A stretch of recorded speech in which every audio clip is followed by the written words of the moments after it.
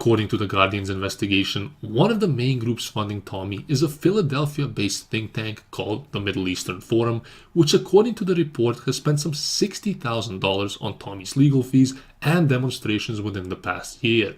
The Middle Eastern Forum, or MEF, was originally founded by Zionist Daniel Pipes, and Pipes has written countless pieces supporting US intervention across the Middle East. In their tax returns from 2014 to 2016, the MEF received almost $5 million from various donors, including $792,000 from Nina Roosevelt, a prominent Jewish philanthropist and anti-Islamic activist, and former member of the American-Israel Public Relations Committee, or AIPAC.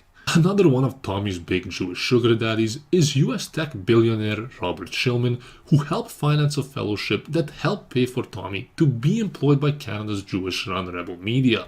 In the past, Shillman has donated large sums of money to various Israeli interest groups, including the Friends of the Israel Defense Forces and Camera, an Israeli media monitoring group devoted to promoting quote-unquote accurate and balanced coverage of Israel and the Middle East. If someone searches the Gaza flotilla, we want to be there. We want to be the guys who influence what is written there, how it's written, and to ensure that it's balanced and Zionist in nature. A small Australian group called the Australian Liberty Alliance also says that it helped out Tommy, but did not disclose the amount of money they donated.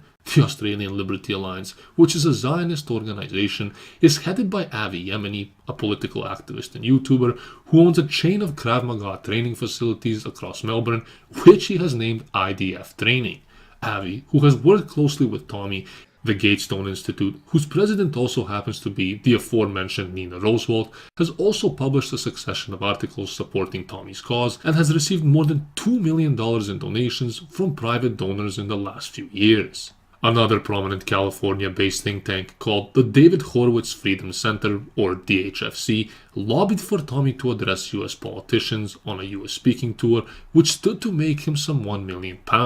In November of last year, Tommy was denied his visa to the US, where he was due to meet with various Republican members of Congress who had close ties to the DHFC. Lastly, Tommy is also closely connected to New English Review writer Brian Thomas, aka Brian of London, who emigrated from London to Israel in 1989. Thomas has also boasted about taking Tommy to Israel in order to show him the real boundaries of Zionism and the connections between Jews and Israel. Recently, Thomas has also admitted to being one of the main admins on Tommy's Facebook page, which, as we all know, was just deleted. They've also deleted anybody who was an admin or even an editor on his page, and that took out my Brian John Thomas account. For those of you that are still wondering why all these prominent Jewish groups are backing an everyday working class British guy like Tommy, the answer is actually very simple. Firstly, by using an average white British man, the rich Zionists and neocons behind Tommy are able to stir the pot with Muslims in Britain through provocation, sensationalism, and demonization